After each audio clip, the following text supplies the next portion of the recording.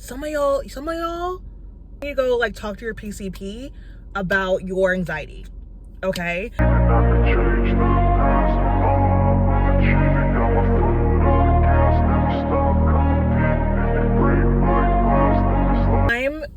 I'm at Walgreens right now. I'm gonna pick up some of my medication, and I feel convicted. I feel like God's telling me I need to preach right now.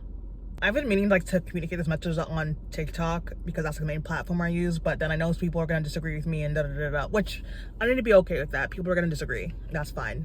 I've been doing, for the past few months, I've been doing like one-on-one, like pre-med chit chats. I don't want to really call it advising because like I don't feel like in like authority. It's just more like me talking to pre-med students who have questions about like the MCAT application stuff, etc.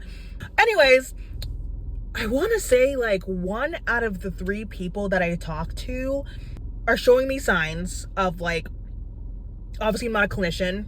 I'm just a psychology major. That's not like really anything in the diagnostic realm, but like so many people I talk to are communicating to me that they have potentially like DSM-5, like they're hitting the DSM-5 diagnostic criteria for generalized anxiety disorder or some type of anxiety disorder.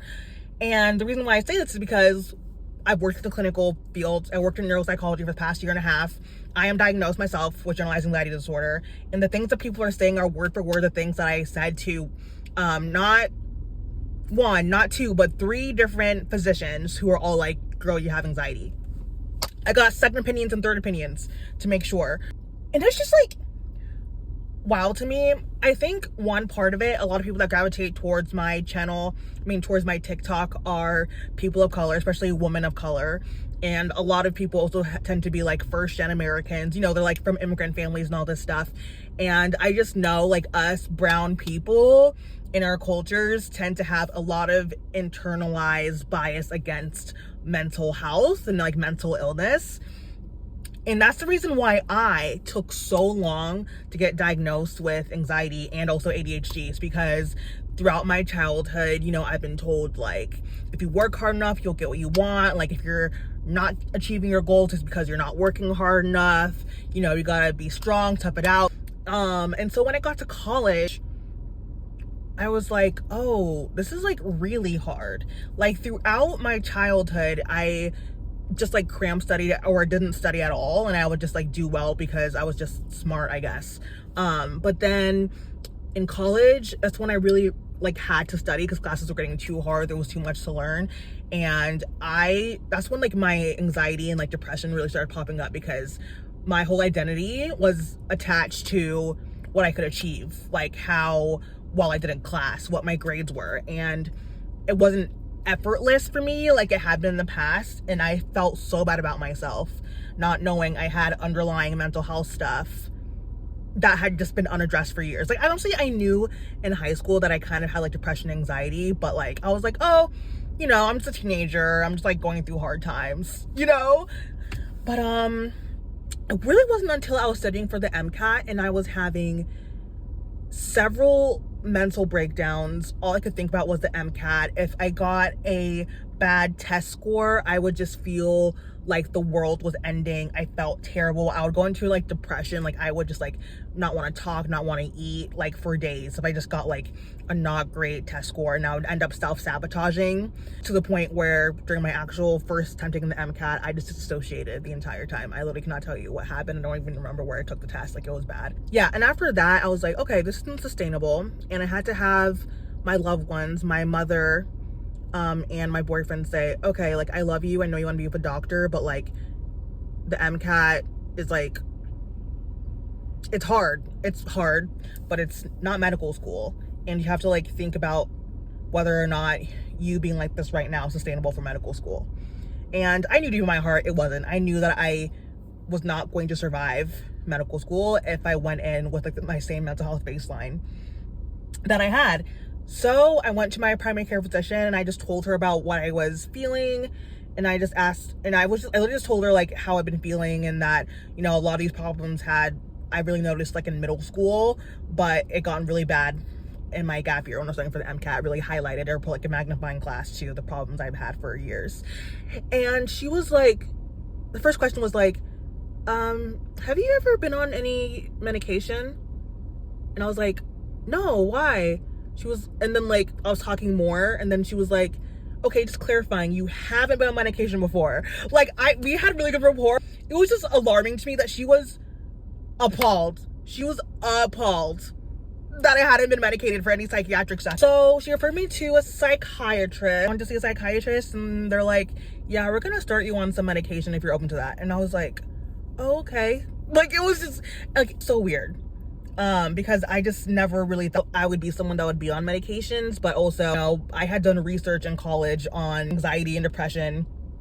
Like, I knew that there was good clinical evidence, like that logical part of my brain knew that it was going to be a good thing for me in the long term once I find the right medication. But I was like, you know, there's like that internalized messaging. I don't even think I told my parents for a month. Like, for a month I didn't tell them, but it was just crazy. Like, the anxiety meds kicked in, my body started feeling it. I think that was like about a month and a half, 2 months after I started taking them.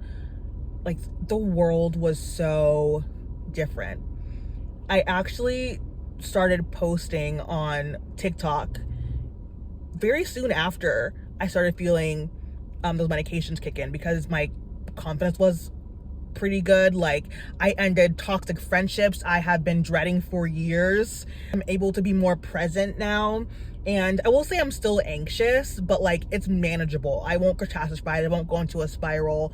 And that totally transformed the way I studied for the MCAT. Like, if I got a bad exam score, yeah, I wouldn't be in a great mood, but I would laugh about it and then make a TikTok. And it's really funny. Like, one of my most successful TikToks in my first few months of posting was being like, LOL, I got a 502. LOL, I gotta go 122 on MCAT chemistry and physics. Where like a year ago, if I had gotten a 502 on my practice exam score, I would literally be crying, depressed, blinds closed. Like, it's just so incredible what the medication has done for me, because I have a great psychiatrist and I was able to like navigate which ones are right for me.